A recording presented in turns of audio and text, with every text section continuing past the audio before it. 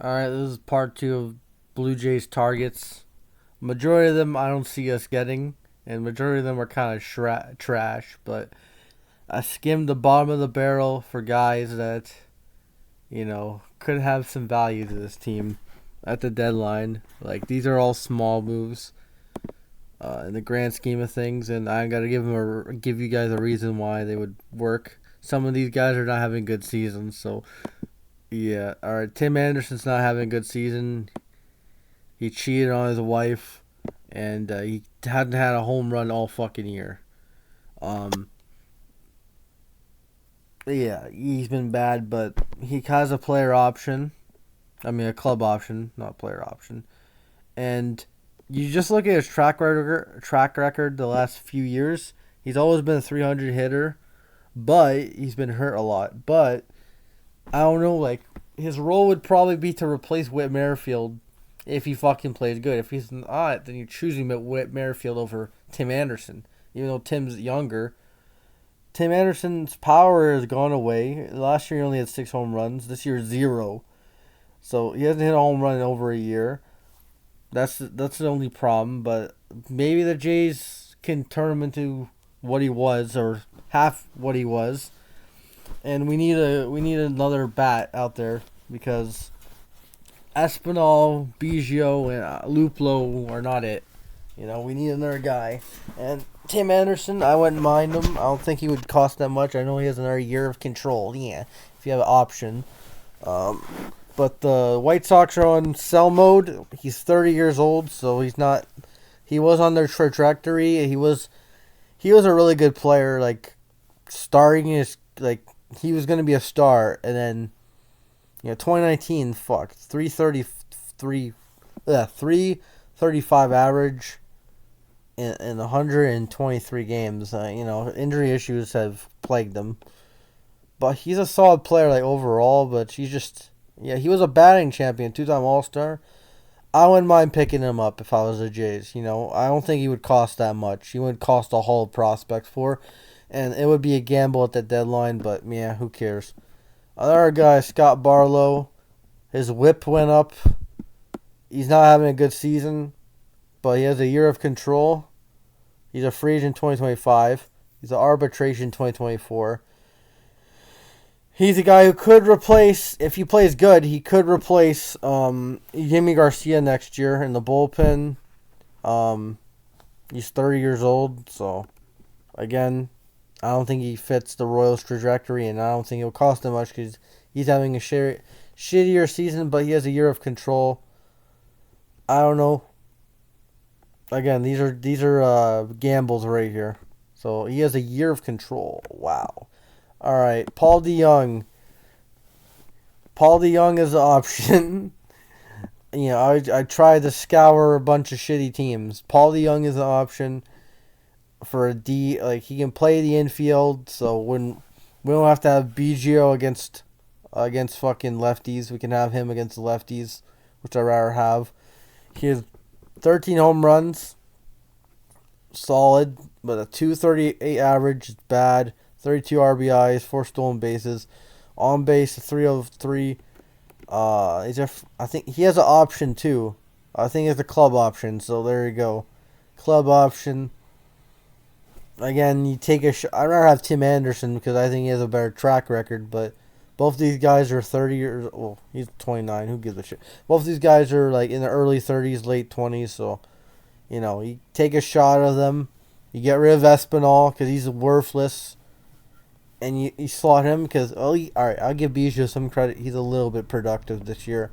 He still stinks, but you can get Tim Anderson or Paul DeYoung to replace Espinal because he's been atrocious. He has no power at all. At least, I know Tim Anderson has no home runs. Espinal has more, but Tim Anderson, I think, has potential to hit more home runs than Santiago Espinal. Has no power. His fielding has gone to shit. I am an anti-Espinal guy. I don't know what happened. Last year he was a good fielder, good contact guy. This year he fucking blows. I know they gave him way less. I know Whit Merrifield stole his job because he's way better at his job than Espinal ever would be, but his platoon role has gone to shit. He's not that good, Santiago Espinal. A little rant there. So yeah, I wouldn't mind him again. Another year of control. Now a bullpen arm, Jordan Hicks. Is he a free agent? Free agent this year. He can throw gas. He's a little wild. Not the best year, but lately he's been playing good. 1-6 record. I don't really care. The WHIP is 1.5. Is a little bit of concern. He is wild, but he can throw gas and strike people out. Not like a bad season. He's like a little bit worse than his older numbers because he missed all of 2020. His older numbers are all right. It's a little bit worse than his older numbers. His WHIP was way better back then. So yeah, he walked less guys back then, but he's a little bit worse than back then. So I don't know. He's a rental. Maybe we package him with the young and we give him crappy prospects, and there you go. We get him and the young. I don't fucking know. Jordan Hicks, he's 26, so he's not an old guy, but he's a free agent. I don't know what I don't know. It's just if you want to add another bullpen arm. The same with Scott Barlow. That's it. But I know we got Chad Green coming up, but you never know what happens in the next few days. What the Jays are gonna make their decisions. A couple guys I don't think they'll get, but they're options. Andrew McCutchen, batting .262. I think he'll stay with the Pirates, but he's an option in the outfield, DH role. But I don't think we'll trade for him. But I'm just saying he's an option. If the Pirates want to give him up to a team that's contending, he's an option. I know he came back to Pittsburgh to get back to his former self or whatever, and he's had a solid season as what his role is. But if Pittsburgh wants to give him to a team that can contend, well. So yeah, I don't think he's coming to Toronto if he gets traded, but you never know. Another guy, Scary Gary. Kirk is not a good hitter. And if we want a pure DH, get Scary Gary. He's better against lefties than all our guys on the bench. 10 homers. He has that power threat. 29 ribbies. 22 RBIs. He can play against the Yankees. He'll boom till they'll boom forever. It'll be funny. But yeah, Gary Sanchez. He played for the Mets. He had 3 games with the Mets. He had one hit with the Mets. He was wasn't he with the Giants farm system, and then he got called up to the Padres, and he's been staying with the Padres. He's batting .209 with the Padres. 10 homers, 28 RBIs. But he can be your third string catcher and your DH against lefties, but I don't think this will happen because then, we would be less deep in the bench, but we'll have a better hitter at DH against lefties. They give you a power threat, but I don't know. My first video had way more people, but the Angels are not going to be dealing at the deadline, so scratch that. These are 6 guys that the Jays could get. Realistically, Tim Anderson, Scott Barlow. The first 4 are more realistic. The next 2 are just, if all else fails, whatever. I don't know. Because I think the Padres are probably going to try to do the middle thing.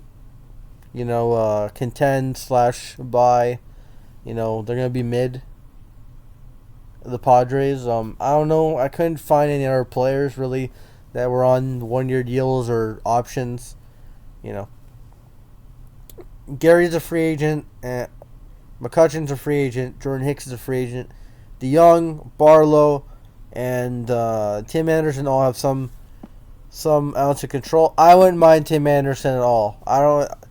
If we can turn him back to at least in fucking solid guy against lefties who can play the infield at 30, I wouldn't fucking mind. If he can be half the guy he was If his middle years with Chicago, I don't expect him to bat 300 because this year he's atrocious, 239. But I think, he get 10 stolen bases, so he's still fast. 10 stolen bases, uh, 18 RBI. That's bad, man. But this will be a gamble at the deadline, but I wouldn't mind Tim Anderson. That's all I gotta say. Peace, and yeah. Tell me any more Jays trade deadline targets before the thing actually happens.